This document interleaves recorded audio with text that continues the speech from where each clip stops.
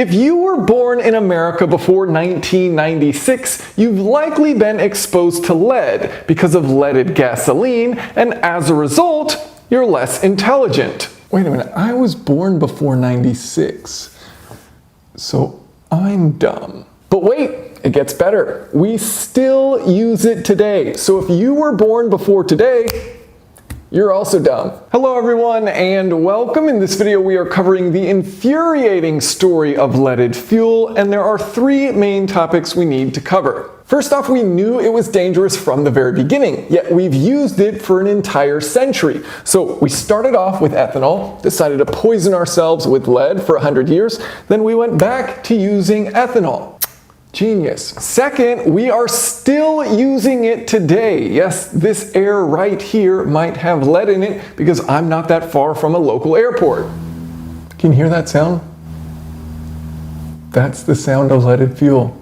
And third, a new study indicates we're dumber because of it, like all of us. And you are especially at risk if you were born between 1966 and 1975. We'll get into that. All right, let's start at the very beginning. Ethanol actually was viable as not only a fuel, but also an additive in the early 1900s, even liked by folks like Henry Ford. So when you take ethanol and you add it to gasoline, it raises the octane level. This allows engines to run more efficiently and make more power. So raising the octane level is a good thing. But we had crazy taxes on alcohol. In 1864, a gallon was $2.50, equivalent to about $50 a gallon in today's money. Gasoline was not taxed as heavily. You can probably blame this on politics. So it was about 20 cents a gallon in 1906, about $6.50 in today's money.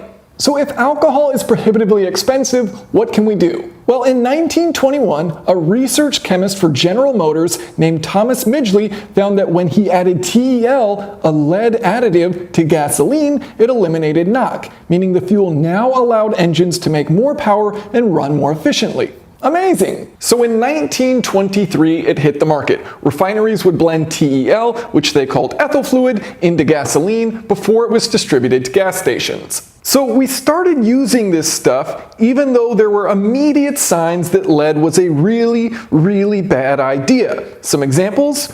TEL exploded twice while Midgley worked with it in 1922, and he suffered from lead poisoning in 1923. In September 1923, one worker died 1 month after DuPont began TEL production at its Deepwater, New Jersey facility. 3 more workers died over the summer and fall of 1924 at the Deepwater facility. In January 1925, DuPont started a different TEL production process at its Deepwater facility, and 4 workers died that winter.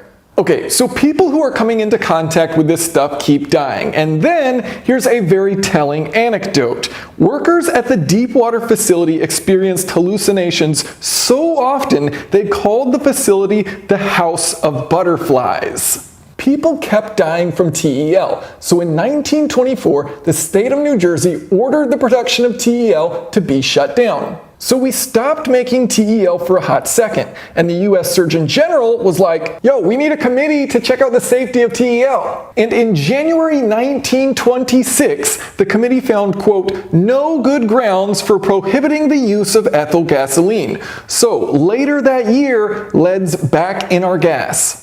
So let's summarize so far. First, we're like, hey, ethanol's pretty neat. Let's tax it out of existence. So then we decide to put lead in our fuel. Oh, a bunch of people are hallucinating and dying. Committee says, that's fine. So we kept using lead in the fuel for our cars until 1996, 70 years later. Now, there's 2 pieces of positive news that comes from all of this, part of which helps explain why we were so dumb for so long. Well, first of all, we were all breathing lead, so, we were dumber because of that, so how could we make a smart decision about lead? But second, we did eventually come to our senses and realize that lead was bad for us, so we found an alternative which we started using in the 1970s called MTBE. Okay, here's a great anecdote. Refiners began to use MTBE as an anti-knock additive in 1979. Refiners knew of MTBE's effect on the environment as early as 1981.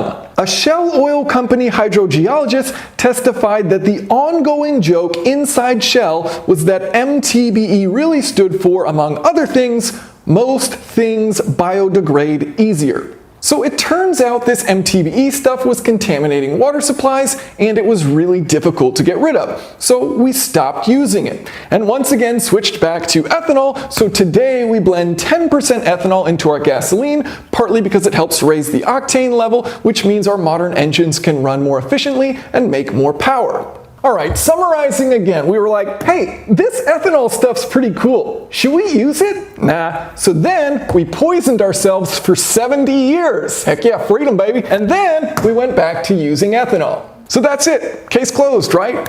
Unfortunately, I have more bad news, leading us to the second part of this video. We're still using lead today. It's still floating around in the air. Maybe this air right here. Yes, as of today, we still sell something called avgas 100LL, which is used by small piston engine planes, of which there are an estimated 170,000 of these planes in the US air fleet.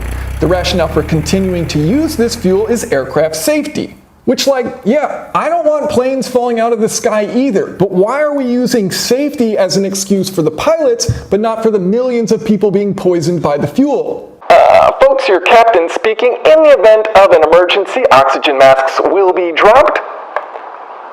For the pilots, due to the extreme lack of oxygen, passengers will likely pass out and sustain permanent brain damage. This is normal. If you're flying with children today, and it's worth noting, every other form of transportation, including of course all the major airline jets in the sky, manage to use fuel that doesn't have lead in it. It's a problem we can solve, but choose not to. And to be fair, there are alternatives in development, but it feels like without some sort of regulatory pressure, we're just going to keep pretending it's not a real problem. Now, as mentioned, this airplane fuel is called avgas 100LL, in which the LL stands for low lead, which is ironic. I'm guessing it's sort of some fun inside joke within the industry because, are you ready for this? The legal limit for lead in automotive leaded gasoline in 1986 was 0.1 grams per gallon. Today, avgas 100LL allows for 2.1 grams per gallon. In other words, over 20 times what was allowed for automotive use in 1986. I guess because, it's from a plane, not a car. So, the lead couldn't possibly get into the air we breathe. I mean, that air's, way up there, and we're, way down here. Whoa. Dang it. Turns out it doesn't work like that. A study from 2021 looking at a regional airport found that, quote, children living downwind from the airport had higher blood lead levels, with increases of 0.4 micrograms per deciliter over children living upwind from the airport. For context, lead levels detected during the peak of Flint water crisis were between 0.35 and 0.45 micrograms per deciliter over baseline, meaning it could be just as problematic as Flint, Michigan, wherever you have these regional airports. So yeah, it's a problematic amount of lead in the air that we're talking about, which leads us to the final segment of this video, the impact lead has had on our intelligence. Look, maybe the jokes could have been better if my developmental years were during the time of TikTok rather than the time of toxic metals. Interesting question, TikTok or lead, what's worse for your brain? Alright, just a little additional context on why lead is such a big problem. 2 quotes starting with the CDC. No safe blood level in children has been identified. And second, from the National Academies of Sciences, lead does not appear to exhibit a minimum concentration in blood below which there are no health effects. In other words, to the best of our knowledge, any amount of lead in your blood is a bad thing. Lead is a neurotoxin. It damages the brain and nervous system, which is particularly important for children because it can slow growth and development, cause learning and behavioral problems, and hearing and speech problems. It makes us like we are today.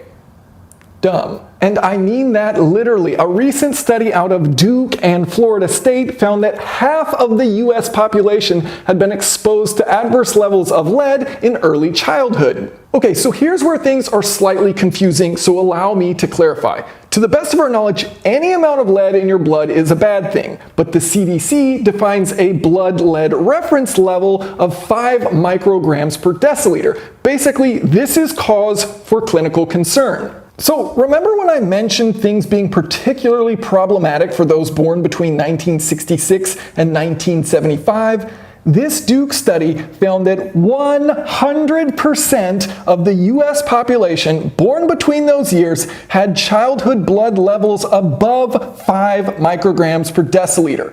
This is insane. From 1951 to 1980, 3 decades of US history, the vast majority, over 90% of children had high enough lead levels to cause clinical concern, above 5 micrograms per deciliter. Oh, and several months before this study came out, the CDC revised that number to 3.5 micrograms. There is some good news in that today it's estimated that only 2.5% of US children are above that threshold, thanks to effort like taking the lead out of our gasoline. But it's still a very real problem. Around 10 million people alive in the US in 2015 had blood lead levels above 25 micrograms. 10 million people at 7 times the current CDC level of concern. That's a real problem because, as I mentioned, lead impairs development, making us less smarter than we should have been. The Duke study estimated that as of 2015, the average American was down 2.6 IQ points purely from lead exposure. That's the average American. If you're in these higher exposure groups, like the 1970s children, that's closer to 6 IQ points. Higher exposure correlated to higher IQ point losses. The study estimates a total of 824,097,690 IQ points have been wiped from American citizens because of lead. It's no wonder that one news channel actually has an audience. And so maybe you're thinking, well, this is just one study, and it's very new. We need some time to figure this all out. Well, actually, this isn't at all a new idea. A study from 2005 looking at blood lead levels in over 1,300 children across the world found that IQ was significantly lower if you had higher levels of lead in your blood. Pretty graphs that show you more lead, more dumb. Okay, but we don't have a fuel that these small planes can run on, so we have to keep using it, right? I mean, there's no other possible reason other than we just don't have the technical capability to create a fuel that would make these planes work. Cue the Federal Aviation Administration, or the FAA.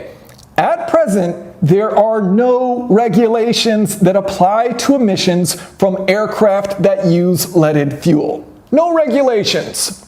None. Hear me out for a second. Do you think no emission regulations might play the slightest role in why we continue to use leaded fuel in these planes? If your answer is no, not only have you ingested far too much lead, but you'd also be disagreeing with the FAA. Literally the next sentence. FAA enforces existing emission standards for commercial jet aircraft and engines through the certification process of engines. Commercial jet engine manufacturers have responded to requirements for emissions reductions through technology changes by improving jet engine designs and efficiency. So we've come full circle. We ingested lead, which made us dumb, which meant we couldn't figure out why we were dumb, which means we wouldn't do anything about what was causing us to be dumb, ensuring that future generations would also become dumb so that they wouldn't do anything about the thing that's also making us dumb. The circle of dumb. The FAA is currently evaluating and considering a plan to eliminate leaded emissions from general aviation by the year 2030. I hope we do something. Thank you all so much for watching. Now, if you'll excuse me, I'm off to eat the paint off the walls of my old home.